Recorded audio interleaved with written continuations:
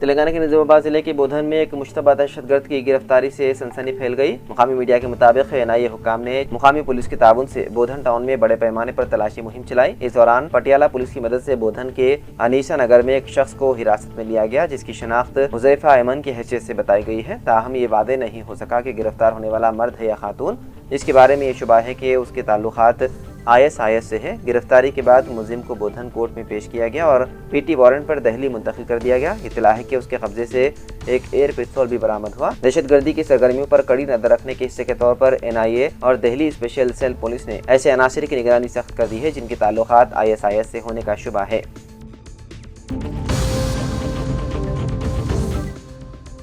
तेलंगाना में आइंदा 5 दिन तक बारिशों का सिलसिला जारी रहेगा और महकमे मौसमियात की जानिब से पेशकियासी की गई है कि शहर हैदराबाद में कल दोपहर के बाद हुई बारिश ने दर्जे हरारत में नुमाया कमी कर दी है। दोनों शहरों हैदराबाद और सिकंदराबाद के नवाही इलाकों में हुई बारिश और शहर के मरकजी हिस्से में होने वाली मामूली बारिश के साथ मुत्तला अबर आलूद होने के नतीजे में गर्मी की शिद्दत में नुमाया कमी रिकॉर्ड की गई है। महकमे मौसमियात की जानिब से आइंदा 5 दिन के दौरान बारिशों का सिलसिला जारी रहने की पेशकियासी के बाद रियासत के कई अजला के लिए येलो अलर्ट जारी किया गया है।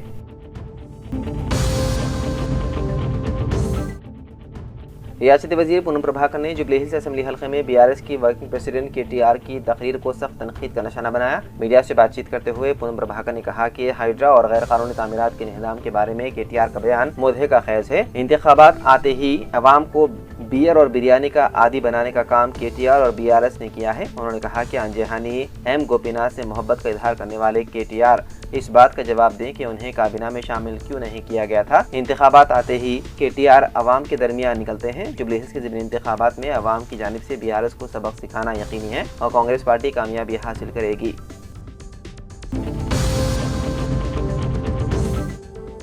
बारिश के नुकसानात पर मबनी रिपोर्ट की रवानगी में ताख़ीर पर वजीर श्रीनिवास रेड्डी की बरहमी। इमदादी कामों में तेजी की हिदायत। श्रीनिवास रेड्डी का मुख्तलिफ महकमेजात के साथ आला सतही इजलास। रियासती वजीर P श्रीनिवास रेड्डी ने ओहदेदारों को हिदायत दी है कि हालिया बारिश और सैलाब से मुतासर अजला कामारेड्डी और मेदक में राहत और इमदादी कामों में तेजी पैदा की जाए। उन्होंने वज़ीर आला रविंद्र रेड्डी की हिदायत पर मुख्तलिफ महकमेजात के आला ओहदेदारों के साथ इजलास मुनक्किद किया और मुतासर अजला में इमदादी और बादाबादकारी इक़दाम का जायजा लिया। Chief secretary Ramakrishna Rao, disaster management के special chief secretary Arvind Kumar, principal secretary finance Sandeep Kumar Sultania और दीगर ओहदेदारों ने शिरकत की। उन्होंने कहा कि बारिश के बाद नुकसानात की कमी में एहतियाती तदाबीर कारगर साबित हुई है। हुकूमत की जानिब से एहतियाती तदाबीर इख्तियार की गई, जिसके नतीजे में जानी और माली नुकसानात को कम किया जा सका है।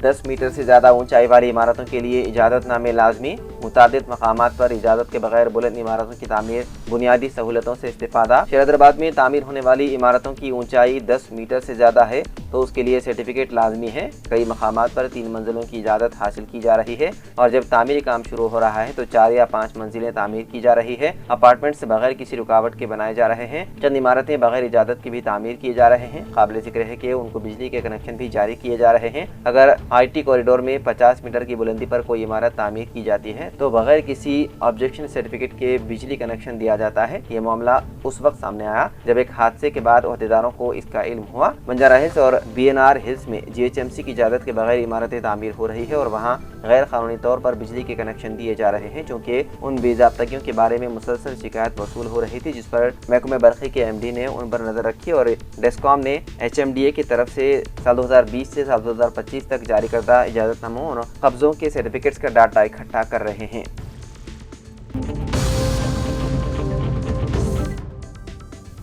तेलंगाना हुकूमत ने सुप्रीम कोर्ट में वादे किया है कि रियासत के गवर्नर की जिम्मेदारी है कि वो काबीना की तजवीज़ और उसकी मदद के मुताबिक फैसला करें और असेंबली की जानिब से मंजूरा बिल्स को क्लियरेंस देने में ताख़ीर ना की जाए। सुप्रीम कोर्ट के चीफ जस्टिस BR गवाई की ज़ेर क़यादत 5 रुकनी बेंच पर सदर जमहूरिया और गवर्नर्स के इख्तियारात के मसले पर समाअत के दौरान तेलंगाना की जानिब से सीनियर एडवोकेट निरंजन रेड्डी ने बहस की। उन्होंने दस्तूरी बेंच पर सदारती रेफरेंस से मुतालिक बहस में दलाइल पेश करते हुए गवर्नर की जानिब से सरकारी बिल्स की मंजूरी में ताख़ीर की मुखालिफत की।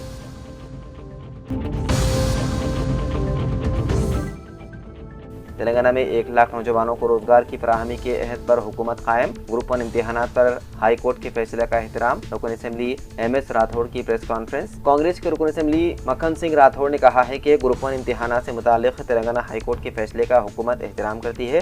गांधी भवन में मीडिया के नुमाइंदों से बातचीत करते हुए रुकन असेंबली ने कहा कि कांग्रेस पार्टी और हुकूमत की जानिब से हाई कोर्ट के फैसले के खिलाफ कोई बयान नहीं दिया गया और BRS की जानिब से हुकूमत के खिलाफ गुमराहकुन प्रोपेगेंडा किया जा रहा है। उन्होंने कहा कि ग्रुप 1 इम्तिहानात के निकात में कोई बेकायदगी नहीं हुई है। कांग्रेस पार्टी ने 1 लाख नौजवानों को रोजगार फराहम करने का वादा किया और इस पर कायम है। कांग्रेस ने कहा है कि वोट चोरी को सोची समझी साजिश के तहत आगे बढ़ाया जा रहा है और ये काम बीजेपी हुकूमत की सतह पर किया जा रहा है, जिसके लिए वज़ीर आज़म नरेंद्र मोदी और वज़ीर दाखिला अमित शाह जिम्मेदार हैं। कांग्रेस के बिहार इंचार्ज कृष्णा अलवारू, रियासती कांग्रेस सदर राजेश राम और असेंबली में अपोजिशन लीडर शकील अहमद ने पार्टी हेडक्वार्टर में एक मुश्तरका प्रेस कॉन्फ्रेंस में कहा कि उनके इल्जामात बेबुनियाद नहीं बल्कि हक़ाइक़ पर मबनी है। उन्होंने कहा कि सबसे पहले मोदी ने इलेक्शन कमीशन की तकर्री के अमल में तब्दीली की और इसमें सुप्रीम कोर्ट की चीफ जस्टिस को हटाकर वज़ीर दाखिला को रखा गया। दूसरी बात, कानून में ऐसी तब्दीलियां की गई ताकि इलेक्शन कमीशन के खिलाफ कोई कार्रवाई ना हो सके।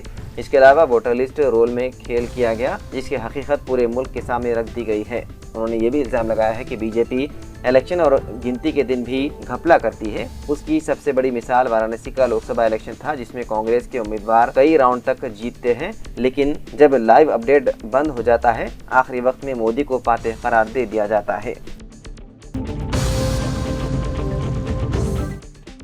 दिल्ली फसादात साल 2020 केस के सिलसिले में गिरफ्तार साबिक JNU तालिब इल्म उमर खालिद ने सुप्रीम कोर्ट का दरवाज़ा खटखटाया और हाई कोर्ट के उस फैसले को चैलेंज किया जिसमें उनकी जमानत की दरख्वास्त मुस्तरद कर दी गई थी। ये केस गैर कानूनी सरगर्मियों और रोकथाम एक्ट यानी कि UAPA के तहत दर्ज हुआ है और इसमें मुबैना साजिश के इल्जामात शामिल हैं जो कौमी दारुल-हुकूमत में फरवरी साल 2020 के फसादात से मुताल्लिक़ हैं। उमर खालिद ने हाई कोर्ट के 2 सितंबर साल 2025 के फैसले के खिलाफ खुसूसी छूट की पिटीशन दायर की है। इससे पहले दीगर मुल्ज़िमीन, जिनमें शर्जील इमाम भी शामिल हैं, ने अपनी जमानत की दरख्वास्तों के मुस्तरद होने के खिलाफ सुप्रीम कोर्ट से रुजू किया था।